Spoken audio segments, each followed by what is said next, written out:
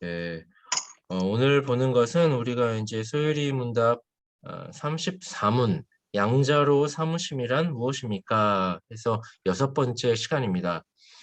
양자라고 했을 때 우리가 일반적인 의미로 양자가 뭔지 우리는 알고 있죠.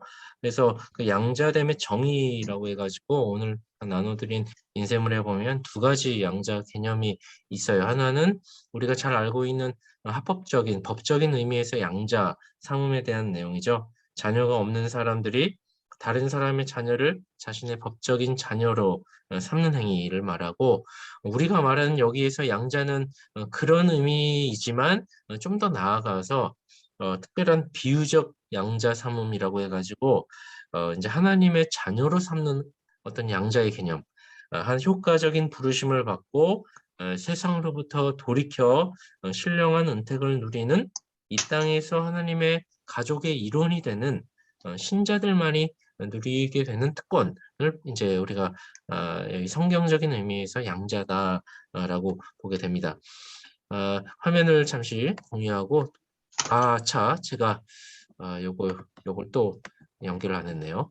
이걸 빨리 했었는데, 이게 줌에서 그 화면 미러링이라고 해가지고 제가 그 탭을 하나 쓰고 있는데 탭을 연결해가지고 할 수 있는 프로그램이 있어요. 그걸 미리 재생을 시켜놔야 이게 그때 되는 건데 제가 이걸 또 깜빡했어요. 자, 그러면 자, 준비가 됐습니다. 미러링을 해보겠습니다. 네. 오늘 본문에 이제 양자에서 33문 양자로 삼으심이란 무엇입니까? 딱 크게 이제 우리가 봐야 할 포인트는 세 가지라고 볼 수가 있죠. 양자로 삼으심은 하나님께서 값없이 베푸시는 은혜의 행위다. 은혜의 행위다라고 하는 거 하나.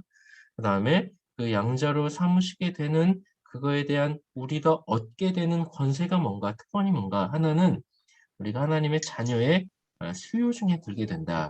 택함 받은 백성의 자녀의 그 수요 안에 우리가 들게 된다. 이게 얼마나 우리로 하여금 위로가 되는 이제 그 교리인지 모릅니다. 또 하나는 자녀로서의 모든 특권을 누릴 권세를 갖게 된다. 이제 자녀라고 하면 뭐죠? 다른 의미로 이제 후사, 상속자라고 이야기를 하게 됩니다. 그러면 아버지가 가지고 있는 도대체 그 권세가 뭔데요? 그 권세를 우리가 다 이제 아들로서, 자녀로서 아빠, 아버지라고 우리가 이제 부르잖아요.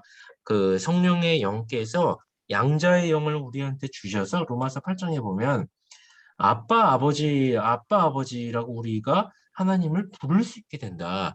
성령께서 그 마음을 우리에게 확신 가운데, 양심 가운데 확신을 주셔서 하나님을 아버지라고, 아빠라고 부를 수 있도록 우리에게 그렇게 주신다. 그리고 그 자녀이기 때문에 확실히 그 상속자로서 얻을 권세의 유익이 있는 거죠. 그게 뭔가에 대해서 이제 오늘 살펴보고 마치려고 합니다. 먼저 구원론에 대한 총 그 라인을 다시 한번 짚어봤으면 좋겠습니다. 우리가 배웠었던 것처럼 최초에 하나님께서 자신의 자녀를 이제 우리는 이거를 선택의 영역으로 먼저 들어가죠. 선택과 유기, 하나님의 그 작정의 계획 가운데 삼위 하나님의 작정의 계획 가운데 만세전의 에베소서 1장의 말씀처럼 그리스도 안에서 자신의 자녀를 택하셨습니다. 그 택하신 자녀들이 있는 거죠. 그럼 우리는 이제 유기는 제외하고 택하신 자녀 안에서 어떤 일들이 이 땅 안에서 이루어지게 되느냐. 그 택한 자녀를 하나님께서 말씀이라고 하는 도구를 이제 사용하셔서 이 땅에 그 선포하시는 거죠. 뿌리시는 거죠. 씨 뿌리는 비유에 비하면 씨를 뿌리는 거다. 그러면은 그게 선택받은 자라면 그 뿌려진 말씀의 씨앗이 이제 이제 자라나기 시작한다는 거예요. 그래서 그 말씀을 뿌리는 그것 자체를 우리가 이제 소명이다라고 이야기하죠. 우리가 말씀을 들은 거죠. 그래서 이 소명을 들었을 때 모두 다 하나님의 그 소명이 다른 말로 부르심이니까 모두가 다 그 부르심에 또 반응하는 건 아니다.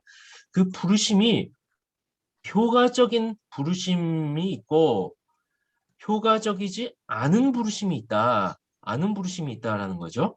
그래서 이거를 다른 말로 아는 부르심은 외적 소명이라고 했고, 이제 효과적인 부르심은 유효적인 소명에서 내적 소명이라고 이야기했습니다. 그래서 그 말씀이 그 마음밭에 우리를 막 부르는 거죠. 막 저기 지하철에서도 부를 수 있고, 여기 사랑하는 먼저 교회 간 부모가 아니면 그 자녀들이 부모를 이렇게 전도할 수도 있고, 여러 가지 방편으로 부르신단 말이에요. 그리고 그 부르실 때 그 말씀의 내용은 온전하다라고 얘기했어요. 하나님의 속성과, 그리고 그 앞에 인간의 어떤 상태, 그리고 그리스도의 필요와, 그리고 우리가 성령을 통하여 변화되어진 이런 과정들, 그 열매, 그리고 최후의 심판이 어떤 일들이 일어나는지와, 그리고 하늘나라와 그 영광에서 일어날 일들에 대한 그 십자가와, 그리고 부활에 대한 그 죄의 대속과, 이런 내용들을 말씀을 통하여서 선포했을 때 그 부르심 받는 사람들이 이제 그 마음의 자기의 상태를 비춰보게 되는 거죠. 이게 이제 그 태양이라면 태양 앞에 한 사람이 쓰는 거죠.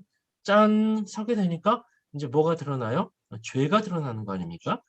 그래서 이런 그 말씀이 우리를 불렀을 때 그 부르심에 반응하여서, 아, 내가 그 말씀 앞에 서니 참 부끄러운 인생이구나. 내가 그 창조주 하나님을 떠나 있는 죄악된 본성을 가진 존재이구나라고 하는 거를 느끼는 거를 뭐라고 합니까? 느끼고 그걸 깨닫고 그거로부터 떠나기를 간절히 소망하고 그거를 버리고 그것을 미워하는 거를 우리가 이제 그 회개다. 회개라고 이야기를 했습니다. 아, 그 세상에서 자기가 어디에 서 있는지를 발견하게 되고 다시 원래 하나님의 형상을 따라 회복하는 길로 돌아가는 거, 돌이키는 거를 회개다라고 이야기를 했어요. 그래서 이런 죄를 깨닫고 나의 상태를 깨닫는 걸 회개라고 있고, 이 죄를 깨달은 사람이 붙드는 것이 믿음, 그리스도를 붙드는 거죠. 왜냐하면 죄의 대속과 구원이 십자가 안에서 그리스도를 통하여서 이것이 해결이 된다라고 하는 거를 이 죄인이 그제서야 알게 되는 거죠. 그래서 회개한 자는 반드시 믿음에 이르게 된다. 근데 이게 뭐라고 했어요? 이거를 다른 말로 회심이다. 회심이라고 해서 한 단어로 부르는 겁니다. 근데 이런 회개와 이런 믿음은 어떻게 보면 뭐예요? 말씀의 씨가 그 마음밭에 떨어졌을 때 반응하는 거잖아요. 반응하는 거, 생명이 자라나는 반응이에요. 그래서 이 회심이 하나의 반응이라면 말씀이 떨어져서 자라나는 것 자체, 새로 태어나는 일이 있어야 된다. 그거를 이제 우리는 중생이라고 이야기를 하는 거죠.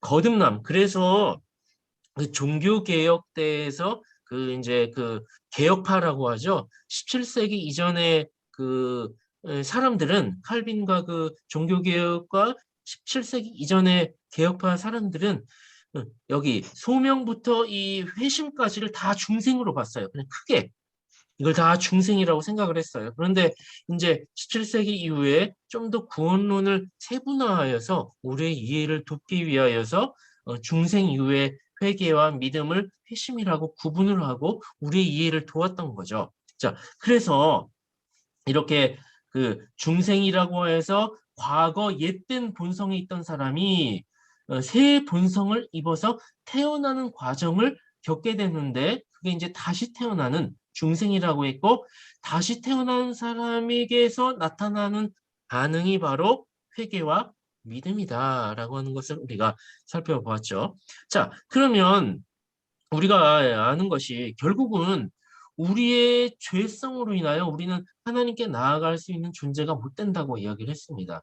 근데 그 죄를 없이 하고 그리스도를 통하여서 이 죄가 가려지는 사건이 믿음을 통하여서, 믿음이라고 하는 도구를 통하여서 성령께서 우리에게 주신다고 하셨죠. 성령께서 우리 마음에 믿음을 붙들었을 때 인쳐 주시고, 그 믿음의 근거가 뭡니까? 바로 십자가잖아요. 십자가. 다른 말로 그리스도의 십자가. 예수 그리스도의 십자가가 그 안에 두 가지 사건이 있다고 얘기했어요. 율법을 온전히 다 순종한 의, 능동적인 의, 율법을 완전히 순종한 것과 그리고 다른 이야기로 하면 수동적인 의, 뭡니까? 십자가에서 죄를 갚아주셔서 대속의 의, 그죠?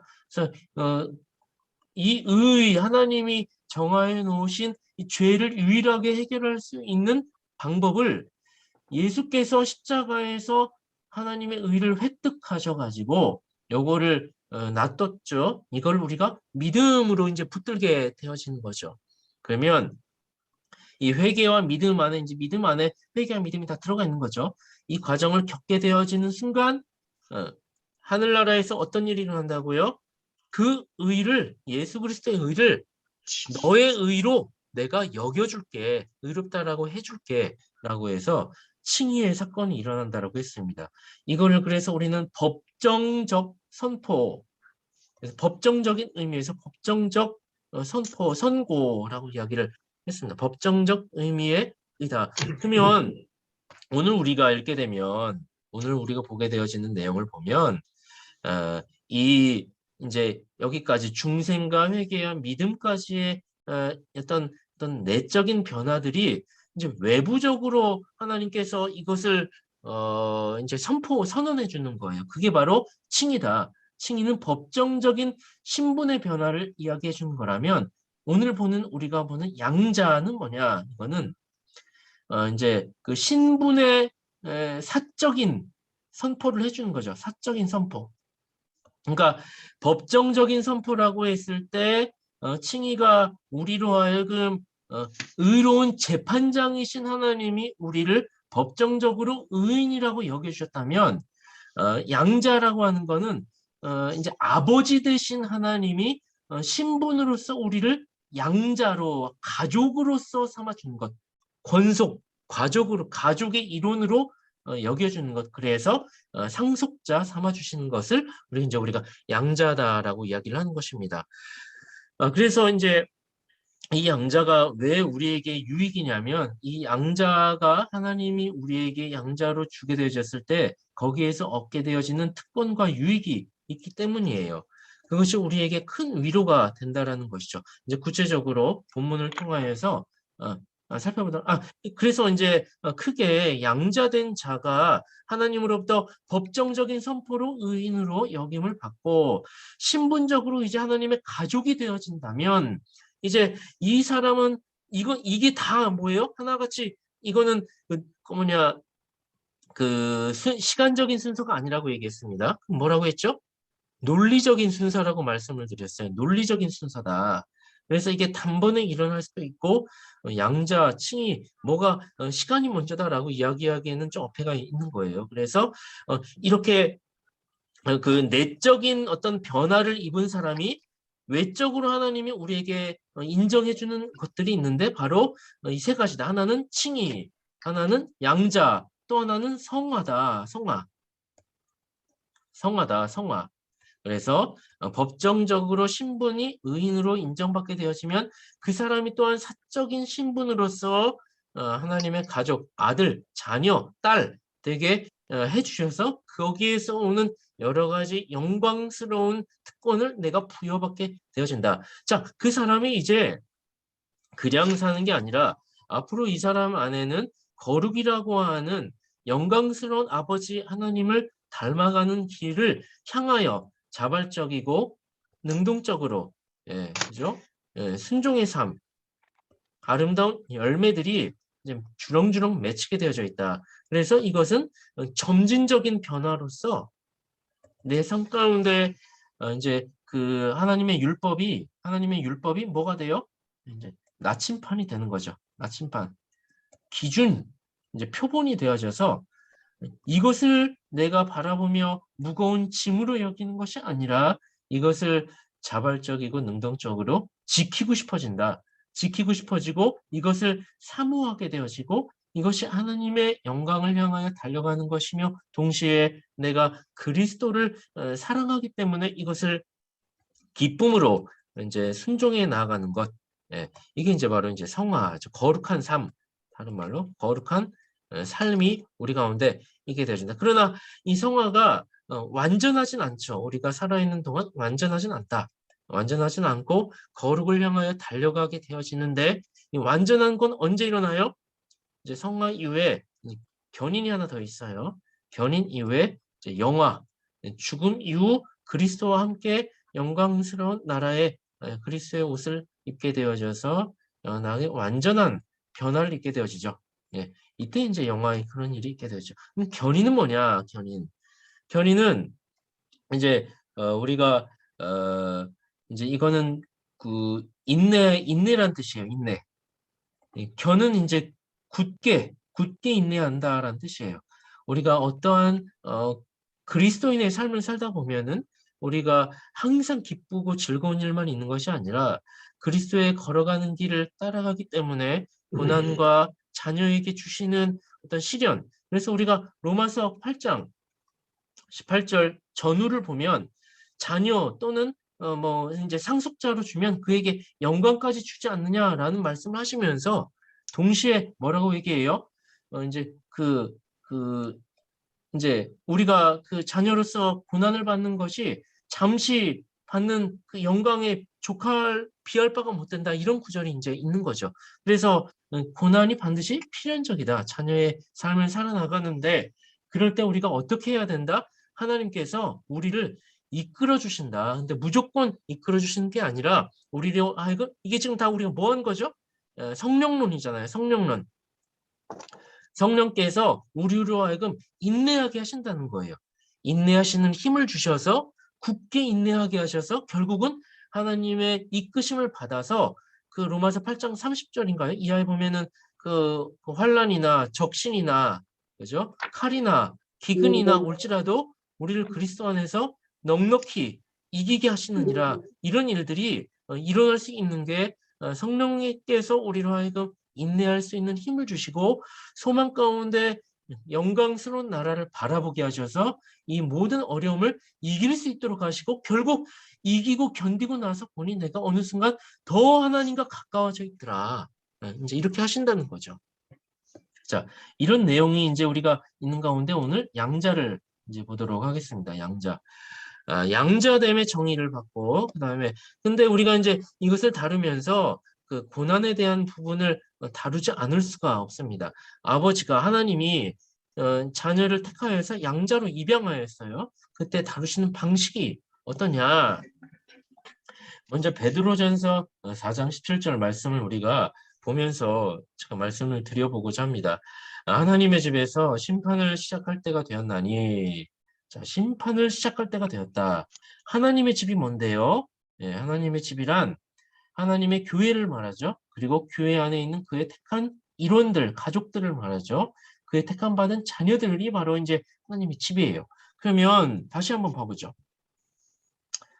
하나님의 집에서 예, 하나님의 집에서 심판을 시작할 때가 되었나니 만일 우리에게 먼저 하면 자, 누구에게 먼저예요? 하나님의 자녀들에게 택함 받은 자녀들에게 먼저 심판을 시작하신대요.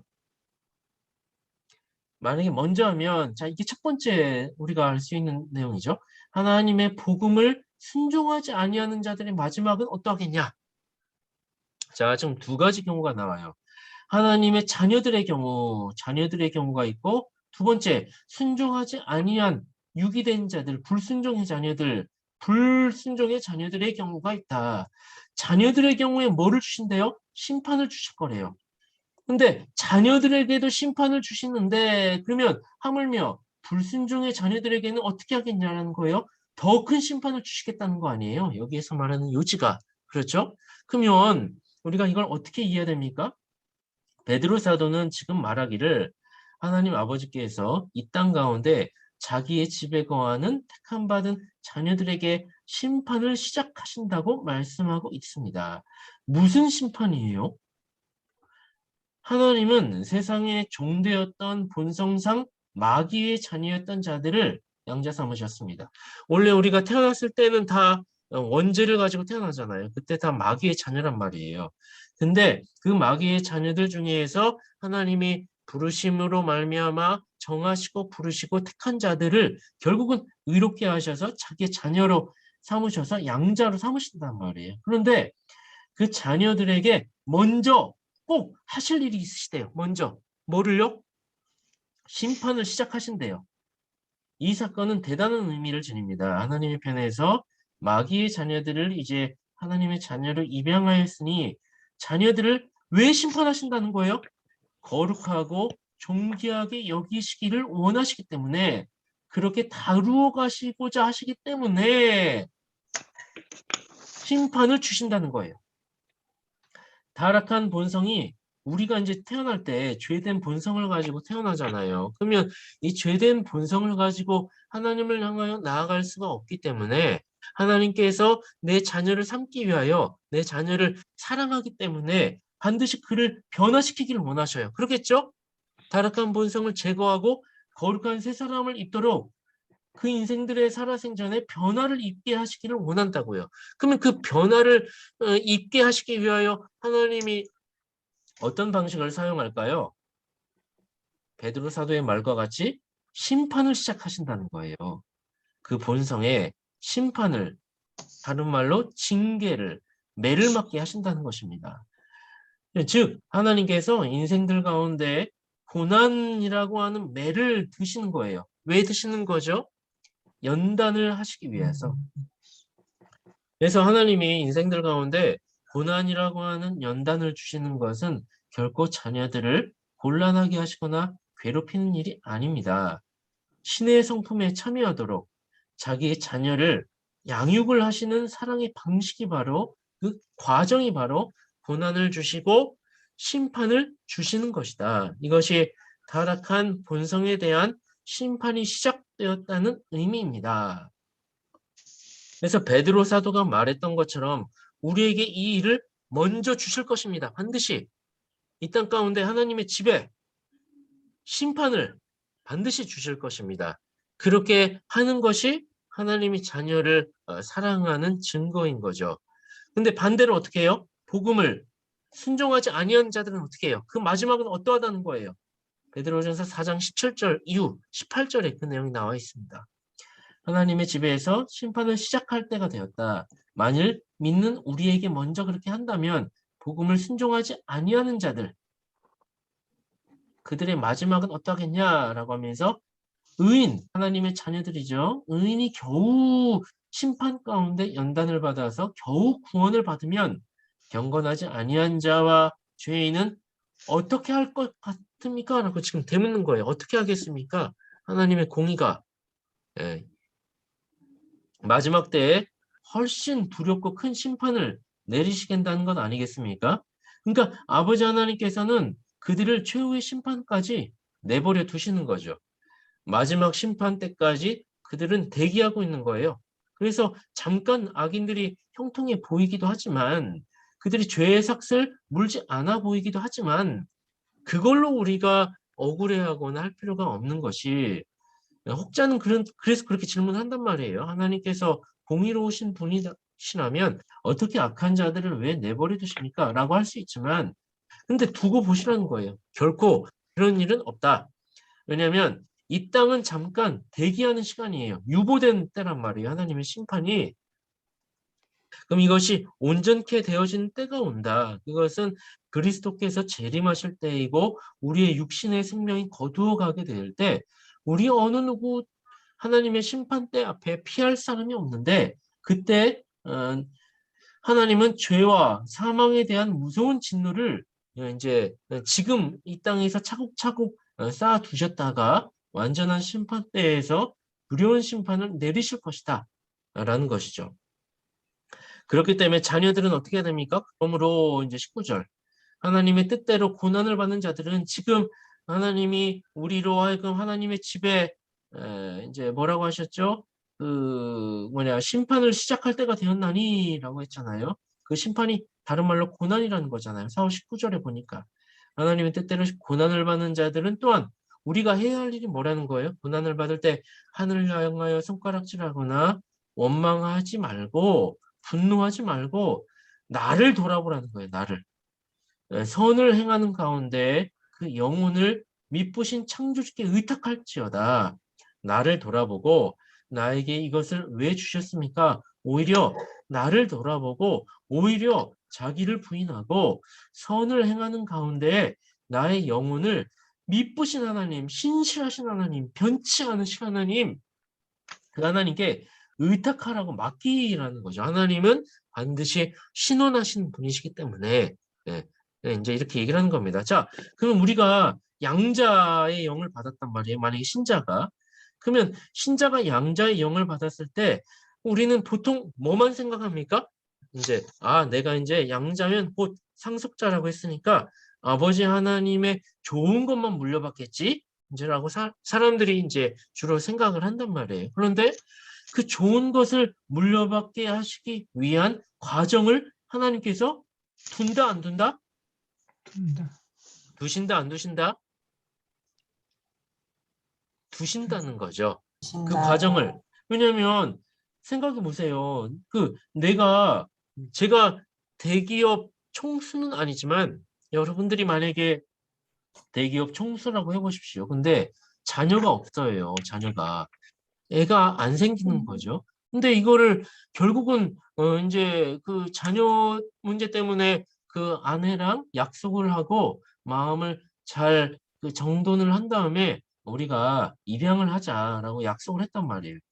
그래가지고 입양을 해서 그 자녀에게 이제 상속을 주기까지 어떻게 될까요? 개차반으로 그냥 막 살고 막 그냥 막 욕심쟁이에 인격도 안 되고 함부로 사는 인생이 되게 되어졌을 때 상속 뭐 재물 뭐 유산 줄 수 있을까요? 없어요. 안 줘요. 안 주죠. 아마도 입양하고 뭔가 뭐 그 비밀 문서로 뭐 법적으로 뭐 장치를 하나 해두던가 내가 언어를 4개나 5개 마스터하고 인격적인 수양을 하며 어느 정도 교양을 쌓고 어떤 신실한 일꾼이 되어진 것을 내가 인정하게 되어지면 이것을 확실히 나는 줄 것이다. 그런데 이것을 강요하는 것은 아니다. 어쨌든 뭔가 아빠가 그 아내와 이 상속의 재산을 주고자 하는 합당한 자리로 일을 만들고 뭐라 그래야 될까요? 품위와 상속을 받을 수 있는 자질. 품위와 그 어떤 그것이 되어졌을 때 그 기업을 물려줄 수 있는 거 아니에요. 그냥 뭐 일본은 지금까지 기업을 망하려고 그냥 이 개차반인 아들한테 그냥 입양했다고 그냥 무조건 주지 않잖아요. 그렇기 때문에 하나님께서 우리에게 상속이라고 하는 특권을 주시기 전에 우리를 하나님의 자녀로 만드시게 하시기 위한 과정을 삼으시는데 그게 바로 고난이라고 하는 도구를 통하여 우리에게 하나님의 집에 심판을 시작하셔서 먼저 그렇게 하신다는 겁니다. 그 사실을 아시고 우리가 그 상속이라고 하는 거에만 눈 멀면 안 되고 우리에게 먼저 주어지는 이 연단의 과정을 오히려 기쁨으로 주님께서 나를 양자 삼으시기 위한 과정으로 밟게 하시는구나. 밟아가시기를 바라겠습니다. 자, 양자됨의 혜택 해가지고 이제 아까 2가지를 우리가 봤습니다. 뭐였죠? 하나님이 자녀의 수요에 포함되는 거. 예, 수요 중에 들게 하는 거하고 그다음에 특권을 주신다고 했습니다. 특권의 권세. 그러면 먼저 이제 그 수요 중에 들게 하는 것이 뭐냐? 수요. 하나님이 만세전에 그 선택하셨잖아요. 그러면 선택한 백성들이 엄밀히 말하면 어떻게 된 거예요? 정해진 거잖아요. 그죠? 그 정해진 하나님의 생명책의 명부 안에 그 수요 안에 내가 들었다는 거예요. 내가. 그러니까 양자의 영을 성령께서 주셔서 그 마음을 나에게 확신 가운데 주시는 거죠. 양심 가운데 깨닫도록 주시는 거죠. 그 로마서 그 8장에 보면 그런 구절이 있습니다.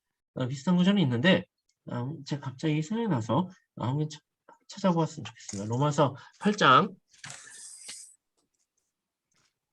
로마서 8장입니다.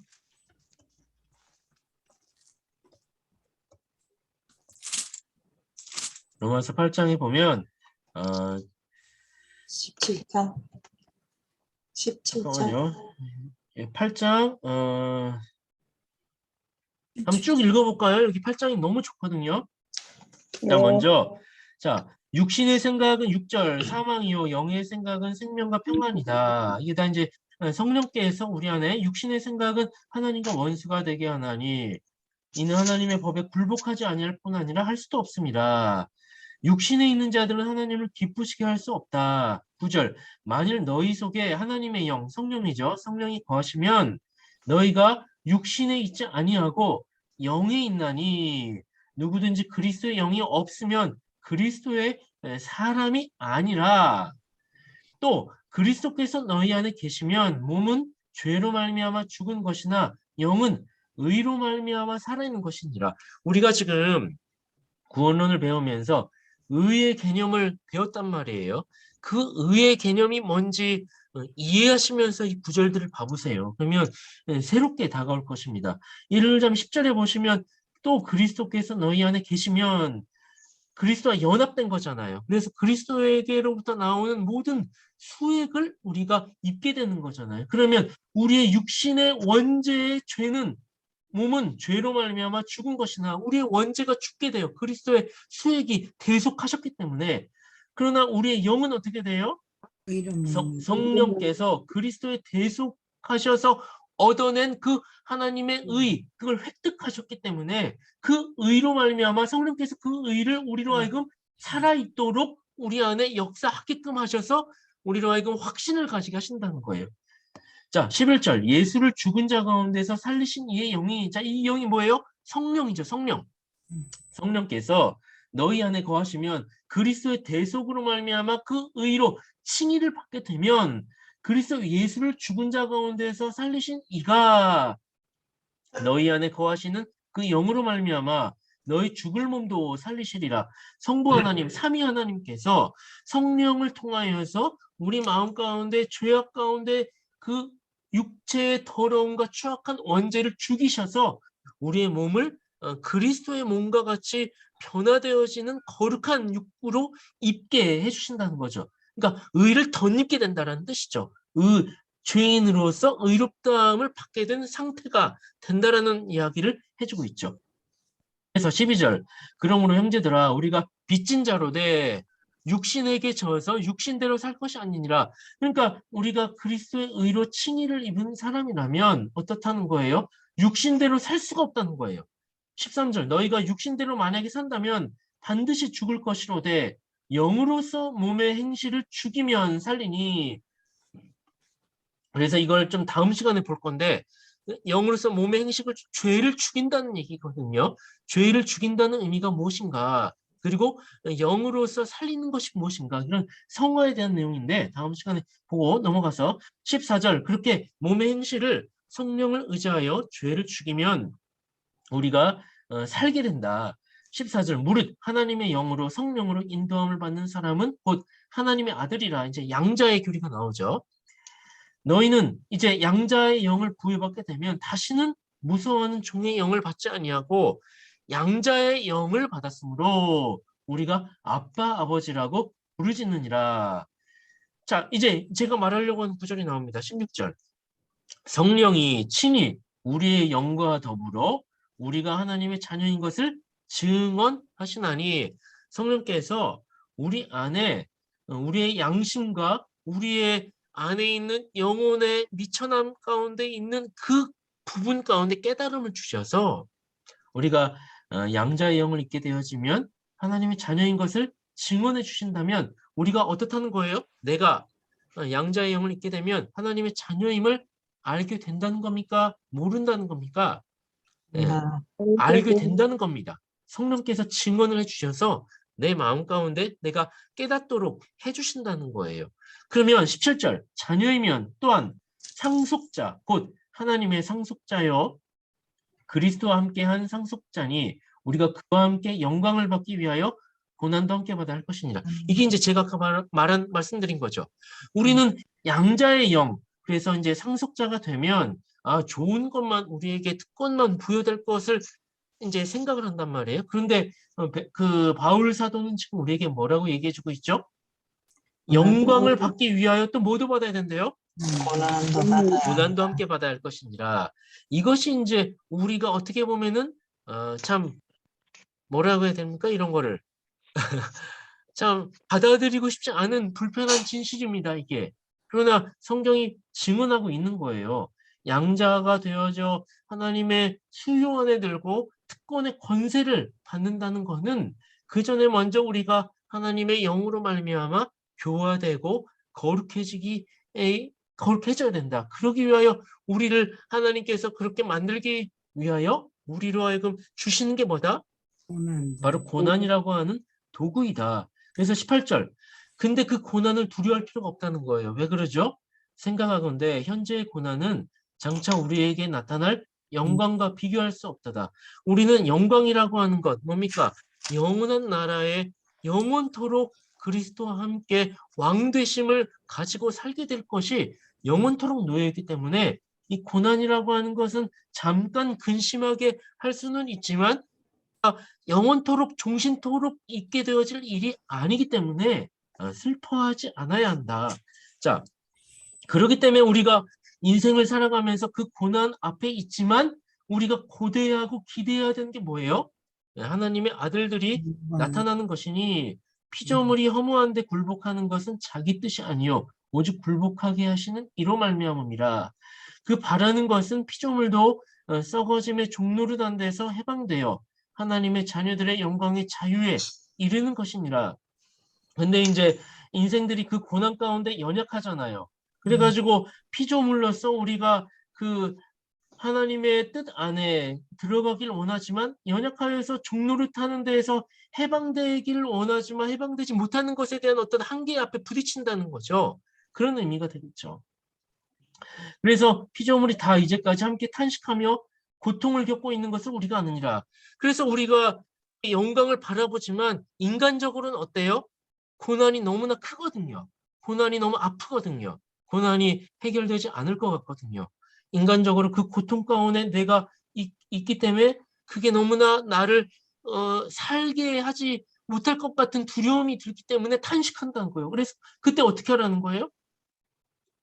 자, 계속 이야기 들으면 그뿐 아니라 또한 우리 곧 성령의 처음 익은 열매를 받은 우리까지도 속으로 탄식하여 양자될 것 곧 우리 몸의 속량을 기다리느니라. 우리가 고난 가운데 있으면서 그 양자로 돼가지고 상속자로 특권을 부여받는 그 과정까지 가는데 고난이 너무 힘들다는 거죠.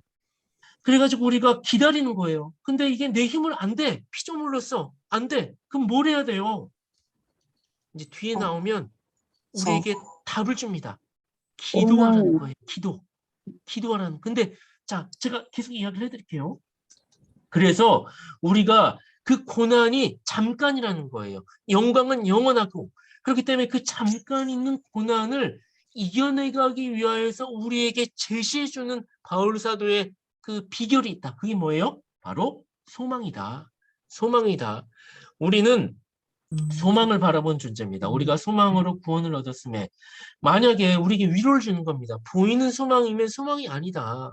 보이는 거면 누가 바라냐. 소망은 보지 못하는 거고 안 보이는 게 당연한 거다. 그러니까 안 보이니까 그 소망 가운데 우리가 해야 할 것은 참고 기다리는 거다. 그 소망을 참고 기다리는 거다. 그러면 참고 기다리는 게 여러분 힘으로 됩니까? 고난이 왔어. 자, 순서대로 해봅시다. 자, 양자의 영을 주시는 하나님 앞에 내가 증언을 받았어요. 그래가지고 내가 확신을 했어. 근데 현실의 삶에 돌아보니까 고난이 나한테 임하는 거예요. 자녀가 속을 썩이고, 그리고 어떤 그리스도로 인하여서 내가 핍박을 받게 되고, 뭔가 사업적으로도 내가 정직하고 옳게 하려고 하다 보니까 뭔가 다 연이 끊기고, 어려운 가운데 사면 초과가 되어져서 어쩔 바를 몰라 두려워하고 떨며 피조물 가운데 정말 내가 내 소관으로 할 수 있는 게 없구나. 고난 가운데 두려워하고 슬퍼하고 있는 것이죠. 그럴 때 하나님께서 그리스도께서 걸어가셨던 그 길을 소망 가운데 어떻게 하라고요? 바라봐라. 그 소망 가운데 너가 그리스도께서 걸어가셨던 그 길을 참고 인내하며 순종하며 그 원리대로 해나가라. 그렇다면 하나님께서 기회를 주실 것이고 너를 보호하실 것이다. 양자, 상속자 보호하실 것이다. 그러기 위해서는 그 원리를 가지고 어떻게 해요? 참고 기다려라. 근데 참고 기다리는 그게 내 인간적인 의지로 돼요, 안 돼요? 안 돼요. 안 된다는 거예요. 안 된다는 거예요. 그러니까 어떻게 하라는 거예요? 26절 답이 나옵니다. 함께 읽어봅니다. 시작. 이와 이와 같이 같이 성령도 우리의 연약함을 도우시나니 우리는 마땅히 기도할 바를 알지 못하나 오직 성령이 말할 수 없는 탄식으로 우리를 위하여 친히 간구하시니 하시느니라. 이게 답입니다. 마음을 살피시는 이가 성령의 생각을 아시나니 이는 성령이 하나님의 뜻대로 성도를 위하여 간구하심이니라. 자, 우리가요 항상 기도를 할 때에는 무엇을 기도해야 되고 그리고 왜 기도합니까? 어떤 목적으로 기도합니까? 그리고 우리가요 혼자 이 어려운 난관을 해결하려고 할 때에는 절대 해결할 수가 없는 것입니다. 그리고 우리가요 이 일을 이 사안을 우리의 현안을 놓고 우리가 기도할 때 우리가 바라볼 때 이 현안이 우리가 그리스도를 위하여 걸어가는 그 선상에서 내가 마땅히 그 길을 주님의 영광을 위하여 하려고 하는데 되지 않을 때 낙심하고 넘어지고 한탄할 때 그럴 때 소망 가운데 주님을 바라보라는 거고 그렇게 참고 인내할 때 내 힘으로 할 수 없는 것을 내가 인정하게 될 때 성령을 의지하라는 거예요. 성령께서 말할 수 없는 탄식으로 성도를 위하여 자녀를 위하여 하나님의 뜻대로 기도하시고 계신다. 그렇다면 28절 어떤 일이 일어납니까?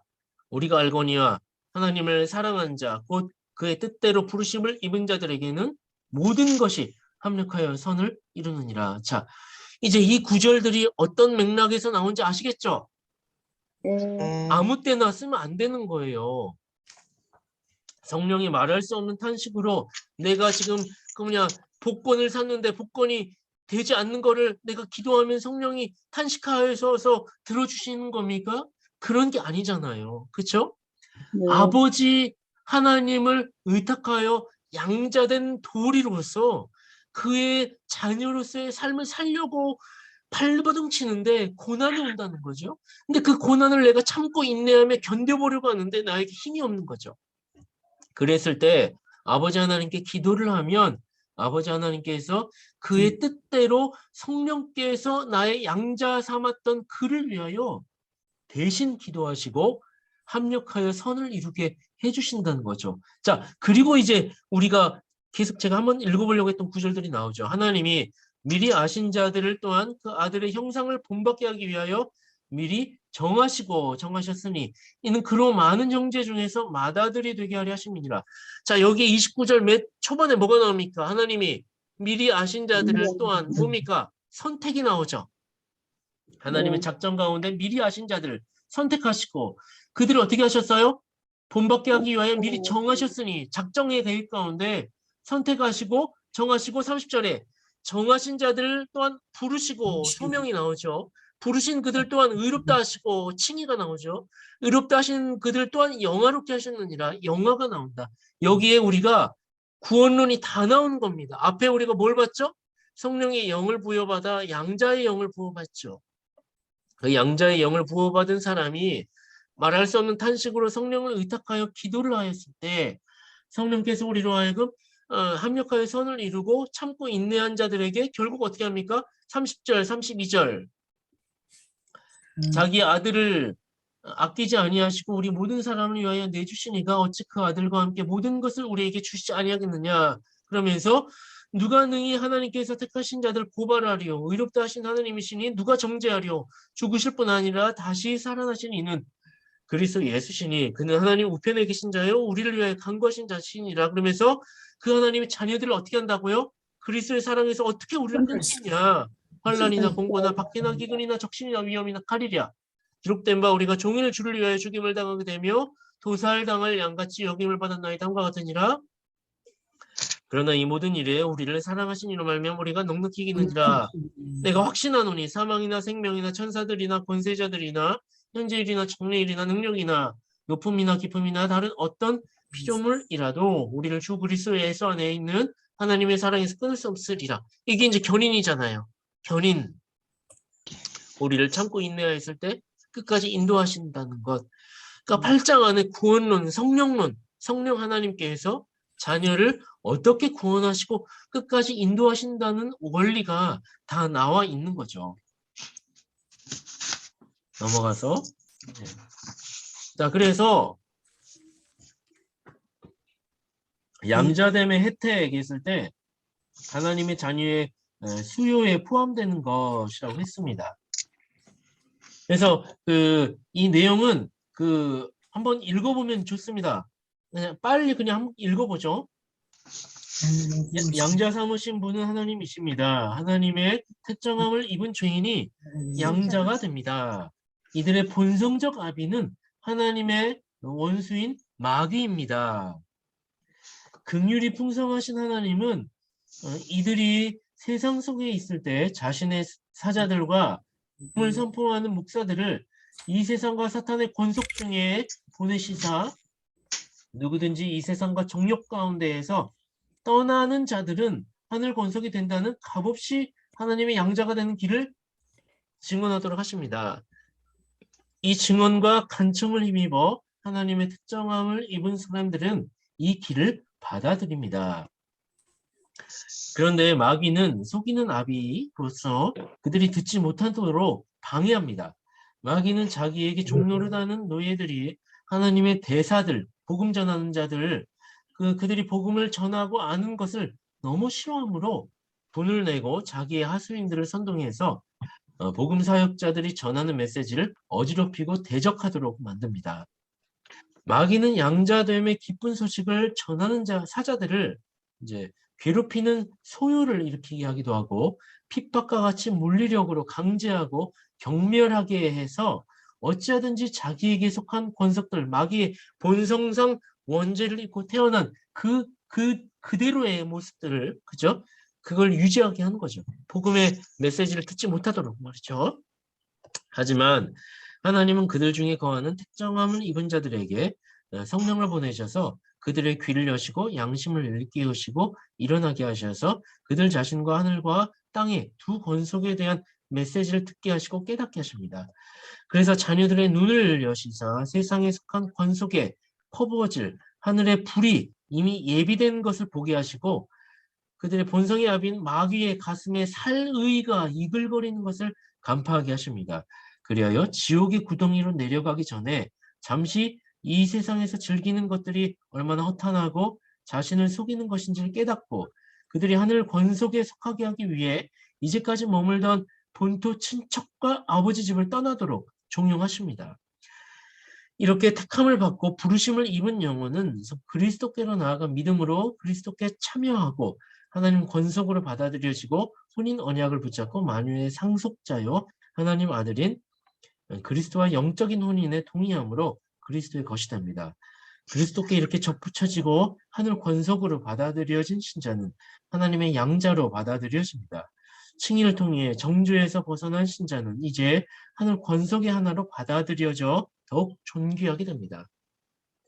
이런 과정을 통하여서 우리가 하나님의 양자의 영을 입게 되어진다라는 것을, 그래서 하나님의 자녀의 수요에 포함되게 되어진다는 걸 보게 됩니다. 자, 두 번째 양자됨의 혜택이죠. 하나님의 자녀로서의, 그렇다면 특권이 주어진다라고 했는데 그 특권의 권세가 무엇인가 해서 이제 5가지만 살펴보겠습니다. 간단하게 살펴보고 마칩니다.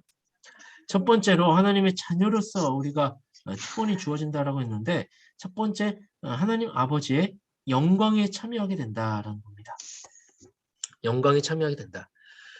하나님의 자녀가 되었다는 것의 가장 큰 특권은 하나님의 영광에 참여하게 되었다는 것입니다. 그런데 이 말을 잘못 이해하면 영광에 참여하게 되었다는 의미를 물질적이거나 세속적인 의미로 이해하고는 합니다. 마치 이와 같죠. 내가 이제 하늘나라의 시민이니까 내가 영광에 참여했잖아. 그러니까 나는 이제 천국에 가가지고 황금 면류관을 쓰고 수정바다에서 헤엄치고 편안하고 안락하며 눈물도 없고 형통하게 살게 되겠구나. 나는 하나님의 자녀가 됐고 이제 영광에 이르게 됐으니까. 사람들은 이제 하나님의 자녀가 됐다라고 하는 것에 의미를 둘 때 천국 가는 것에만 지나치게 초점을 맞추고는 합니다. 아버지의 영광에 참여하게 되었다는 것은 외적이고 물리적인 천국 백성이 된 것도 의미가 맞지만 거기에 국한되어져서는 안 된다는 거죠. 그것만을 의미하는 것이 아닙니다. 아버지의 영광에 참여했다는 것은 과거 우리가 어떤 상태였는데요? 아담의 상태가 어떤 상태였어요? 과거 예, 우리는 하나님의 형상을 닮은 사람들이었죠. 복된 상태다. 이거가 가장 영광스러운 상태다. 하나님의 형상을 우리가 소유하고 있었던 상태. 그런데 죄가 들어와서 하나님의 형상이 중요한 하나님의 형상이 상실이 되어졌어요. 잃어버렸다는 거죠. 그래서 하나님의 형상이 상실이 되고 잃어버린 하나님의 형상 외에 남은 형상들이 있긴 있죠. 그게 뭡니까? 우리가 뭐 예술적인 가치, 조금이라도 창조할 수 있는 것, 그리고 조금이라도 사고하고 어떤 그 교감할 수 있는 능력들, 이런 것들이 이제 우리가 남은 하나님의 형상이기 때문에 인류를 유지해 나가는 기본적인 어떤 도덕과 생활을 할 수 있는 가치 정도로 우리가 하나님의 형상을 가지고 있지만 참된 형상 뭡니까?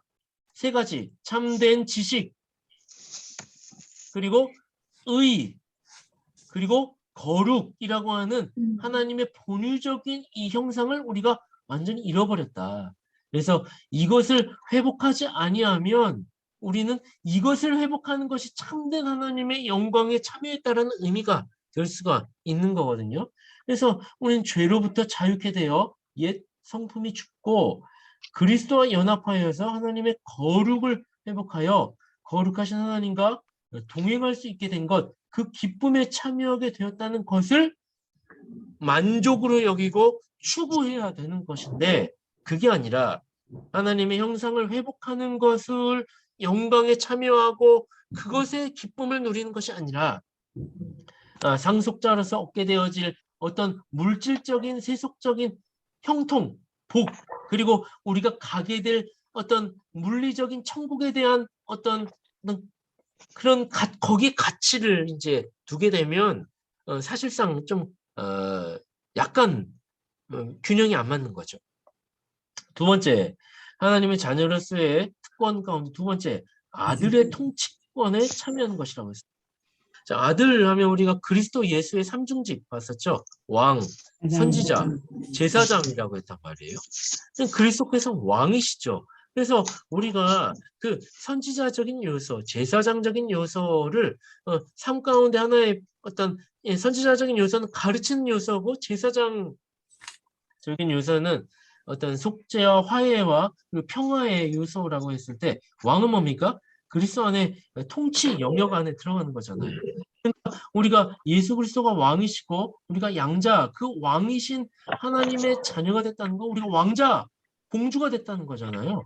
그 나라에 그 예수 그리스도의 통치 영역 아래에 참여하게 되어졌고 이건 이제 부정적인 의미의 통제와 간섭이 아니라는 얘기예요. 왕자와 공주로서 또한 그것을 이어받을 우리가 이제 장착 왕이 될 것이기 때문에 그렇죠? 그 왕의 위엄과 품위를 가지고 그 공동체의 평화와 화해와 질서를 유지하고 이끌어 나가야 할 책임과 존재들이 우리가 되어야 한다라는 것이죠. 인간의 가장 큰 존엄을 아시고 우리의 양심과 외부적인 평강을 위해 질서를 정해주셨어요. 그리스도께서. 그래서 변화된 인생들은 그 질서 안에 들어가서 예수 그리스도로부터 가장 합당하고 존귀함을 누릴 수 있는 안정된 삶을 살 수 있는 것이죠. 그래서 예수를 왕으로 모시고 그 왕 아래에 우리가 상속자가 되어져서 우리도 또한 그런 통치자들이 되어야 한다. 그런 통치권을 또한 우리가 부여받았다. 그게 우리에게 특권이다. 그러면 이제 어떻게 살아야 돼요? 그런 통치를 우리가 행세해야 될 거 아니에요. 그런데 현대 그리스도인들은 어떻습니까? 영적 전쟁에서 참 무능합니다. 그리고 참 두 손 두 발 놓고 뭐라 그럴까 방관하는 모습을 보게 돼요. 왜 왕으로서의 위엄과 품위가 나타나지 않습니까? 왜 우리가 처해 있는 그 장소에서 직장에서 그리고 가정에서 우리가 처해 있는 교회에서 직분자로서 우리가 거기에서 일어나는 여러 가지 영적 전쟁에서 왜 무능합니까? 왜 왕으로서의 위엄과 품위와 그리고 공의와 어떤 사랑을 결정을 내려야 할 때 왜 못 내립니까? 우리가 왜 그렇게 못하는 거죠? 우리는 근원적인 왕 대신 그리스도께 충성하지 않아서 그래요. 사실 왕이신 그리스도께 우리가 충성의 모습을 가져야 충성은 또 다른 말로 믿음이라는 말로 쓰기도 해요. 또 다른 말로 성실이라는 표현으로 쓰기도 하죠.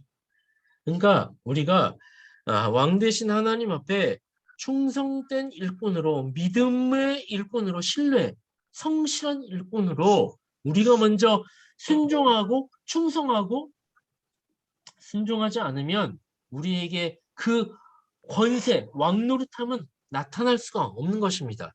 왜 그렇죠? 순종은 바꿔 말하면 믿음이라는 거잖아요. 순종하지 않았다라고 하는 거는 그리스도께 내가 순종하지 않았다라고 하는 거는 사실 내가 믿음을 가지지 않았다라는 것과 같은 의미거든요. 왜냐하면 믿음을 가진 사람은 순종이 자발적으로 로마서 1장 5절인가요?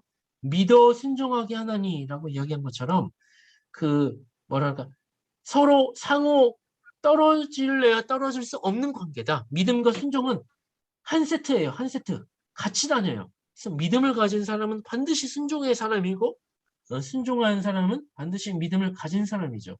그렇기 때문에 순종을 해보지 않은 사람은 충성을 해보지 않은 사람은 그 영역, 삶의 영역에서 내가 통치를 할 수가 없는 거예요.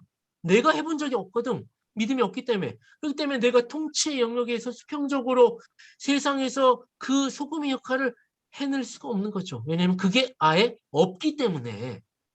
믿음이 없기 때문에 그 사실을 알아야 합니다. 자, 세 번째로 아버지의 훈육과 보호를 받게 됩니다. 우리가 양자의 특권이 뭡니까? 아버지의 훈육과 보호를 받게 돼요. 그래서 나가 떨어지지 않는다는 거예요. 한 번 양자가 되면 다시 그 불신자가 될 수가 없습니다. 한 번 입양하셨어, 하나님이. 그러면 어떻게 해서든지 어떻게 한다고요? 다리 몽둥이를 부러뜨려서까지라도 고난을 주셔가지고 자녀로 삼으신다고요. 자녀로서 내 기업을 물려줄 수 있을 만한 어떤 그 자리에 오기까지 만드신다는 거예요. 그래서 주께서 그 사랑하시는 자를 징계하시고 그가 받아들이시는 아들마다 채찍질하심이라 하였으니 너희가 참음은 징계를 받기 위함이라. 여기서 참음 나오죠? 징계를 받기 위함이라. 징계를 받아야 된다잖아요. 참아서. 왜냐면 그 사랑하신 자를 아들마다라고 얘기하잖아요. 자녀이기 때문에. 하나님이 아들과 같이 너희를 대우하시나니 어찌 아버지가 징계하지 않는 아들이 있으리요. 그러면 뭐라고요? 사생자라. 그렇게 얘기하죠. 히브리서 기자가. 부모로서 자녀가 그릇된 행동을 하는 것을 보고 가만히 있을 부모는 아무도 없습니다. 그렇다면 무엇이 복이겠습니까? 부모의 간섭을 받는 것이 복인 것입니다. 하나님께서 포기하지 않으시고 악한 본성으로 날뛰는 망아지와 같은 자녀들을 징계를 주시면서 고난을 주시면서 간섭하시는 것이 복이요 자녀로서의 특권인 것입니다. 그 때문에 자녀인 것을 어떻게 합니까? 자녀인 것을 스스로 내가 어떻게 증거할 수 있고 깨달을 수 있어요? 내가 지금 어떤 고난과 시련 가운데 있다. 납득하기 어렵고 이해하기 어렵다. 도대체 이것이 왜 일어났는가? 그럼에도 불구하고 하나님의 품 안에서 내가 떠나기는 싫다. 아무리 그래도 근데 고난인 건 분명하다. 그러면 이게 하나님이 나를 다루시고 있구나 라고 받아들일 줄 알아야 되는 거예요. 만약에 이거를 내가 하나님이 나를 다루시는 거구나 라고 받아들이지 않는 사람은 어떤 방향으로 나아가겠습니까? 이 시험이 나로 하여금 믿음의 시련이 아니라고 전제를 하고 이제 삐딱하게 나가기 시작하겠죠. 그럼 어떻게 할까요? 이 시련 앞에 아주 극단적으로 이제 나가게 되는 거죠. 믿음의 사람들은 이 시련을 믿음의 시련인 줄 알고 참고 인내하는 길로 나아가 생명의 면류관을 얻게 되어지는데 여기에 사람들은 어떻게 해요? 이 시험으로 말미암아 어떻게 돼요? 야고보서 1장에 답이 나오죠. 결국 사망에 이르게 되는 것입니다. 왜요? 그 시험이 이렇게 되는 거죠. 욕심이 잉태하여 욕심이 잉태하여 장성하여 사망. 그 죄가 장성하여 사망에 이르느니라 되죠. 욕심이 잉태하여 죄를 이게 갑자기 생각이 안 나네. 욕심, 죄, 장성, 사망인데 정확한 구절이 욕심이 잉태하여 죄를 낳고 죄가 장성하여 사망에 이르느니라 이거 같거든요. 그러니까 결과론적으로 지금 한번 봐보죠. 야고보서 제가 또 이걸 한번 야고보서를 한번 쫙 풀어드려 볼게요. 되게 이게 놀라운 진리가 또 들어있죠. 야고보서 1장입니다. 1장 15절. 예, 야고보서 1장 전체를 한번 제가 확 보여드릴게요. 자, 야고보서 1장에 보면 이제 1절은 인사말이고 2절에 보면 뭐가 나오죠? 너희가 여러 가지 시험을 당하거든 이라고 나오고 있습니다. 온전히 기쁘게 하기라. 그럼 여기서 말하는 시험은 어떤 시험입니까? 그냥 학교에서 보는 그 수능 시험 아니잖아요. 3절에 나와 있죠? 믿음의 시험이라고 나와 있어요. 아마 똑같은 단어를 봅니다. 테스트라고 했을 때 믿음의 시련이라고 나와 있어요. 그러면 이 믿음의 시련을 우리가 겪게 된다는 거예요. 믿음의 시련을 겪게 되어졌을 때 믿음의 사람들은 이거를 어떻게 해요? 4절 인내하면서 온전히 이루어 나가게 되어져서 온전하고 구비하여 부족함이 없게 되어지는 길로 나아가게 되는 거죠. 근데 반대로 자, 쭉 넘어갑니다. 반대로 12절 봐보세요. 12절까지 그 믿음의 시련을 견딘 결과가 어떻게 된다는 거예요? 시험을 참는 자는 복이 있나니 시련을 견디어낸 자가 주께서 약속하신 생명의 면류관을 얻을 것이라. 근데 대조적으로 13절 이후에는 어떻게 내요? 그 시험을 똑같이 시험이 주어졌는데 택자는 믿음의 시험으로 받아들여서 참고 인내하여서 생명의 면류관을 얻게 되어졌는데 그 사람 또 한 명은 똑같은 시험을 어떻게 받아들였어요? 오직 각 사람이 시험을 받는 것은 자기 욕심에 끌려 미혹되니 그 사람은 그 시험을 하나님이 나를 연단케 하시기 위하여 주신 시험이라고 받아들이지 않고 그 시험을 오히려 욕심에 끌려 미혹되어져서 욕심이 잉태한 즉 죄를 낳고 죄가 장성하여 사망에 이르게 된다라는 것을 우리가 보게 되는 것입니다. 그러니까 우리가 잘 알아야 되는 것은 이런 것이죠. 동일하게 야고보서에서 야고보 기자가 시험이라고 하는 테스트를 우리에게 준다고요. 근데 동일한 시험이지만 믿음의 사람에게는 이게 믿음의 시련이 되어지고 또 한 명의 사람에게는 이게 믿음의 시험이 아니라 똑같은 시험인데 어떤 자기의 욕심을 테스트하는 시험이 돼버리는 거죠. 그래서 이 사람은 이 믿음의 시험을 어떻게 해요? 참고 인내하였더니 온전하고 구비가 되어졌어요. 부족함이 없게 되어졌어요. 이거 다른 말로 뭐라고 해요? 연단이라고 하잖아요. 그렇죠? 믿음의 시련이 왔을 때 참고 인내하였더니 온전하고 구비하여 부족함이 없게 됐어. 연단을 받게 되어지고 나중에 생명의 면류관을 쓰게 되어졌다. 옳다 인정함을 받는 자에게. 근데 또 한 명의 사람은 시험이 왔는데 그 시험을 참고 인내하는 길로 가는 것이 아니라 욕심으로 이용해 버리려고 하는 거예요. 그래서 욕심이 잉태하여 죄를 낳고 죄가 장성하여 이 사람의 결론은 사망이 돼버린다는 거다. 똑같은 시험인데 누구에게는 이것이 믿음으로 받아들였더니 생명의 면류관으로 가게 되어졌고 누구에게는 이것을 욕심으로 자기의 용도로 사용하였더니 죄를 짓는 어떤 시험거리가 되어져서 사망에 이르게 되어진다 라고 하는 것을 우리가 보게 되는 것이죠. 자, 그렇게 되는 것입니다. 예. 자, 네 번째. 그래서 아버지의 훈육과 보호를 받게 된다라고 했을 때 하나님께서 자녀들에게 징계와 고난과 시련을 주시는 것은 그 자녀로 하여금 생명의 면류관이라고 하는 그 관을 쓰 양자로 택하셔서 상속의 기업을 주시기까지 과정으로서 허락해 주시는 시험이다. 이것을 나를 망하게 하시는 하나님의 어떤 두려움, 공포 이렇게 보시면 안 되는 거죠. 자녀라면 이 시련을 믿음의 시련으로 받아들여야 된다. 그러나 이것이 어떻다고요? 사실 인간적으로는 잠깐 근심하게 해야 할, 그리고 기뻐하기 어려운 두려운 일인 것은 맞다. 그것까지 부인하자는 얘기는 아니다. 그게 맞다. 너무 힘들고 두려운 거다. 그것을 성경 기자들도 다 이야기한다. 그래서 과정 가운데 엘리야는 저기 남쪽으로 뭐 도망까지 치는 거예요. 막 아합왕을 이세벨을 피해가지고 두려워가지고 그 갈멜산에서 전투하고 이기기까지 했던 사람임에도 불구하고 당장의 두려움 가운데 그 시험 앞에 넉다운 돼가지고 완전히 자포자기해가지고 내 생명을 차라리 끊어버리겠다고 하면서 도망쳐버린단 말이에요. 하나님 나 좀 살려달라고. 엘리야 같은 성정을 가진 우리랑 똑같은 사람이라는 거예요. 엘리야 같은 믿음의 사람도 그렇다. 그러나 결국 그 과정을 이겨내면 어떻게 된다는 거예요? 우리를 연단케 하시고 그 과정을 이겨내면 생명의 멸류관을 주신다. 그 시험이 가볍고 간단한 거다라는 것을 이야기한 게 아니다라는 거예요. 그걸 공감 못하는 게 아니에요. 그건 두렵고 힘든 건 분명히 맞습니다. 네, 그런 말씀 드립니다. 그러나 소망 가운데 아까 로마서 8장 보셨던 것처럼 그리스도를 붙들고 소망 가운데 성령께서 탄식하시며 기도하신다라는 것을 의탁하며 나도 기도하라. 양자의 영을 입은 자여 기도하라. 라는 것이죠.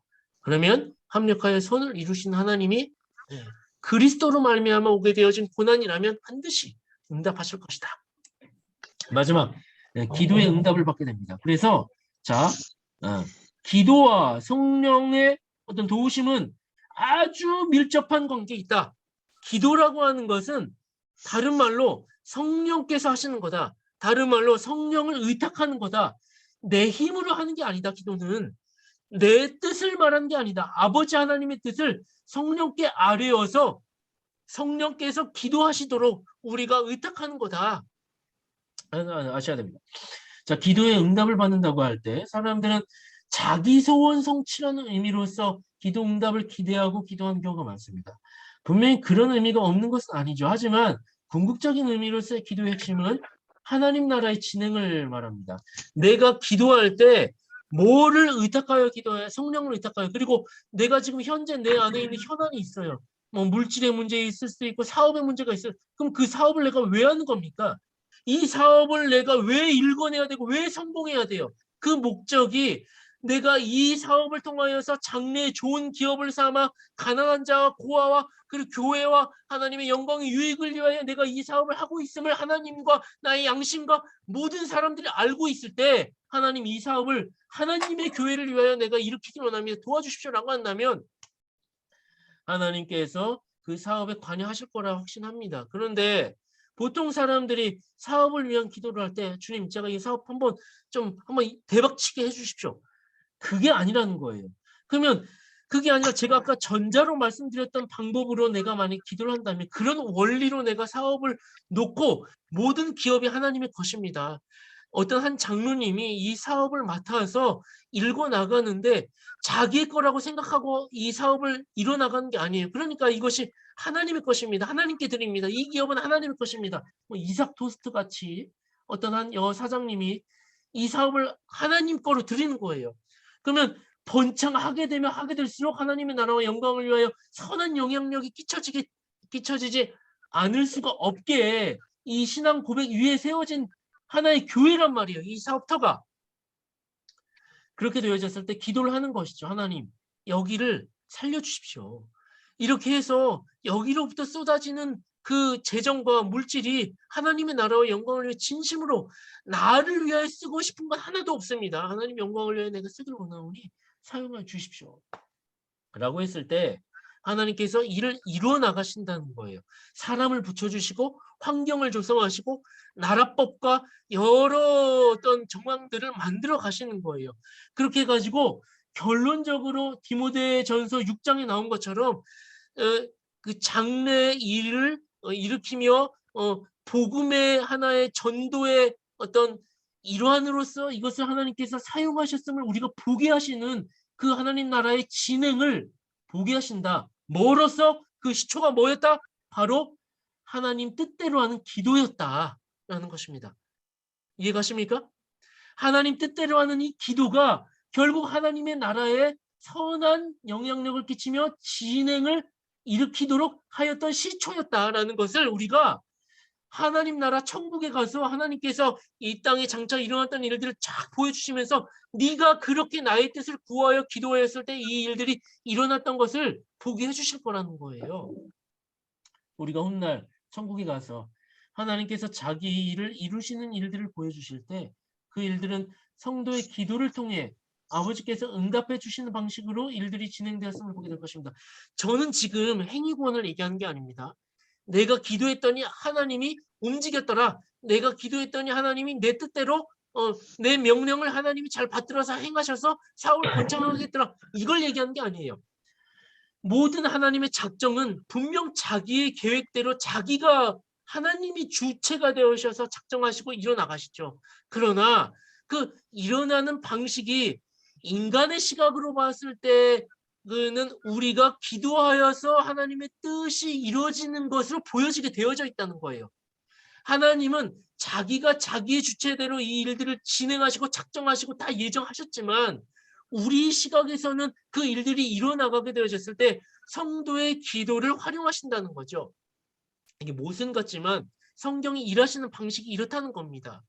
그렇기 때문에 우리는 성령께 하나님의 뜻을 기도하는 거죠. 자, 우리는 기도하며 순종하는 것입니다. 그렇게 할 때 하나님의 일이 이루어지는 것입니다. 여기서 또 할 것은 순종이라고 하는 것은 행위의 영역이 아니라는 것입니다. 우리가 순종하기 위해 억지로 하루 이틀 막 강제로 행위를 해봤자 실패하게 됩니다. 내 힘으로 의지를 가지고 내가 이것을 해봐야지 안 된다는 거예요. 왜 그렇죠? 이유는 기도하지 않아서입니다. 기도하지 않으면 순종하지 못하기 때문입니다. 즉 순종은 믿음의 영역입니다. 아까 제가 얘기한 거죠. 기도할 때 성령께서 힘을 주시고 자발적이고 즐거운 마음으로 주의 일을 해낼 수 있는 것입니다. 그런 것이고, 다섯 번째 특권을 주신다. 자녀에게 현세와 내세의 하나님 나라를 유업으로 받게 됩니다. 라는 내용들. 여기까지 하고 마치도록 하겠습니다. 감사합니다. 수고하셨습니다. 수고하셨습니다. 수고하셨습니다.